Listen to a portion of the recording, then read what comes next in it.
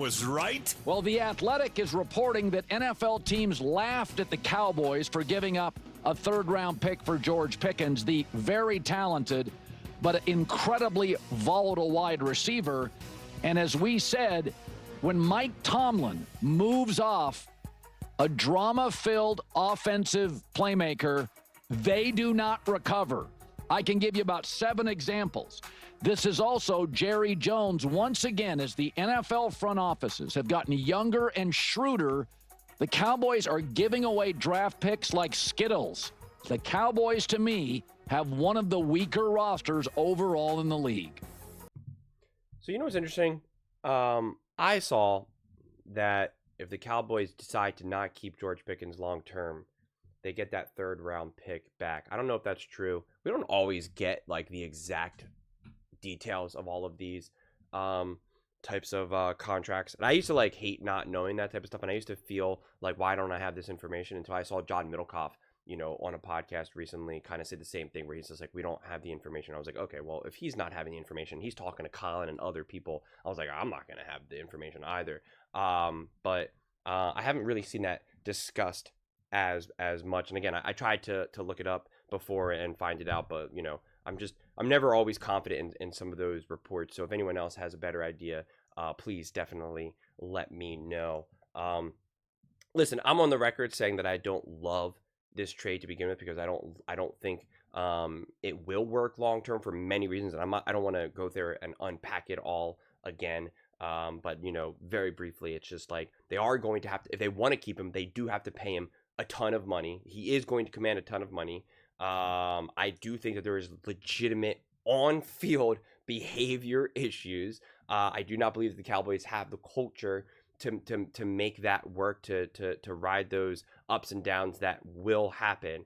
And so it's just like, it's just not the trade that I would have made. It's like, I would have went out and tried to get Devontae, Hopkins. Like there's other moves, Cooper Kupp, even like there's other moves that they could have made that would have been more complimentary. You could have brought another grown-up in the room to then help with the culture, help with Dak Prescott. And I think it would have been way more productive than bringing in someone like a George Pickens, which is an absolute, wild card, the definition of a wild card.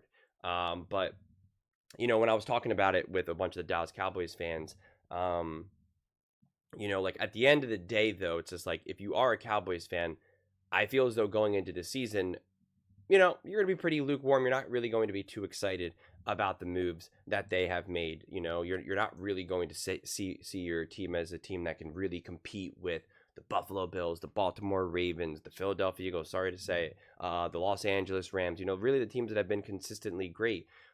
You bring in a George Pickens, this roster still obviously has some issues, undeniable, as Colin is saying. He thinks it's one of the weakest rosters in the NFL. I don't know if I'll go as that far, but what at the very least a trade like this does is that if it does work, right, because there is a chance, even if someone's like, I'm so against this, I think this is a huge mistake, how is this going to work long term, George Pickens can explode, etc. It's him and CeeDee Lamb aren't going to get along, right? Like, even if you have like the firmest, strongest anti George Pickens to the Cowboys take, you would still have to admit that there's a 5% chance that it works great, right? There's a chance that Pickens, has this moment when he's like, okay, you know what, contract year, I got to be on my best behavior, I got to go all out, I gotta be great, I gotta be a team player. If I only get 4 targets in a game for one of the games, it's okay. I'll next week, like, I don't know, however it may be, he develops a great relationship with that. You have to admit that there would be still a chance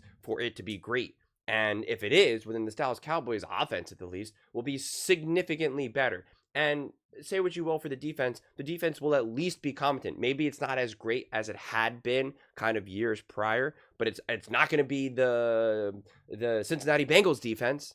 I find it that hard to believe, that the Cowboys defense could slip into Cincinnati Bengals territory. So it would make the Cowboys, if this, if the stars align, at least competitive. Again, I don't even in the most perfect scenario, I don't think it puts them on this, on the level of a Baltimore Ravens, of a Buffalo Bills, Kansas City Chiefs, Eagles, Commanders. But it does at least make them competitive, and it does put them in a position to, ruin the day for the Philadelphia Eagles, the Commanders. You know, it puts them in a position to fight for a wild card. Again, I don't think the Cowboys are going to be competing for the division, but you know, if this works out for them, does it put them in a position to actually still, you know, compete for a wild card? Absolutely. You know, I think so. Absolutely. I just think as long as everyone's healthy and as long as Schottenheimer's not an absolute disaster of a coach, which again, to be fair, I don't think he's going to be a great coach, but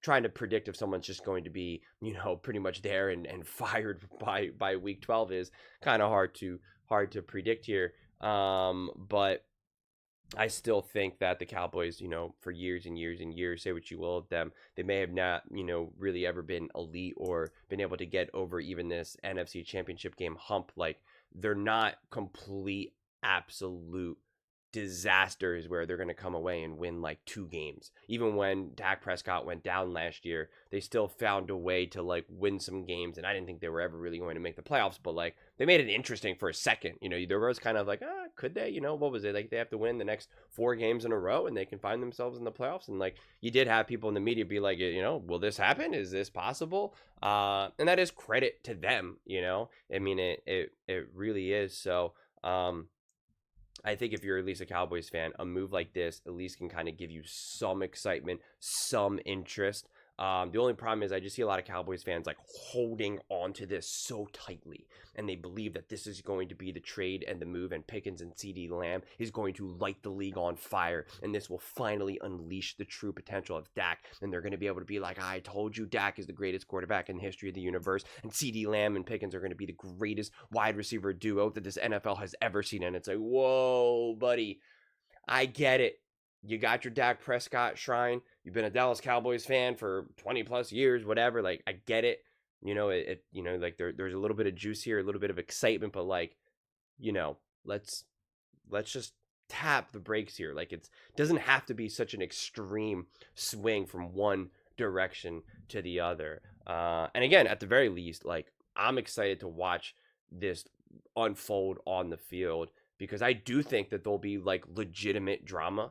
And I do think it would be, you know, it does make, especially these division games, with someone who's like such a, you know, ready to explode at any moment with Pickens. Like, I'm excited to see him in like divisional games. I'm excited to see him against the Eagles, the Commanders, the Giants. Like, I am excited to see what that looks like. And so from an outside looking in perspective, it makes the Cowboys definitely more interesting, where it felt like before this trade, the Cowboys unfortunately felt like more skippable games. I would still watch them, but it was like they felt closer to watching a Jacksonville Jaguars game than watching a Philadelphia Eagles or Commanders game. And that's a place you never want to go full Jaguar. You never want to go full Jaguar. So this now puts them back into kind of like, all right, I want to watch this game. This is, you know, what's going to happen here, right? And I do think this will be my last take, and I'll probably have to say this a handful of times going into the season.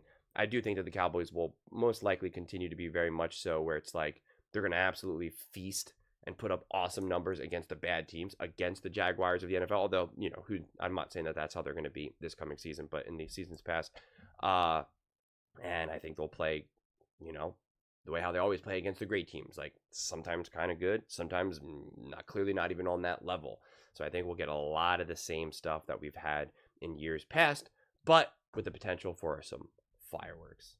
But those are just my thoughts. I'd absolutely love to hear yours. What do you guys all think about the Dallas Cowboys? Colin was right that the Steelers traded George Pickens, and everyone in the NFL just laughed and laughed and laughed at the Dallas Cowboys. Let me know what you guys all think. I read every single comment. It's whether you agree with me or disagree with me. Either way, let's get in some discussions. Let's get in some fights. But ultimately, let's just have some fun. And please do consider subscribing. We are building an amazing community here, and I absolutely love to see you part of it. I want to build something that we all genuinely feel connected to. Something that we're really excited to be part of. I think we're all on our way to doing it. And please don't forget to give this video a thumbs up, as it really does help the visibility and the algorithm. Thank you so much. See you next time.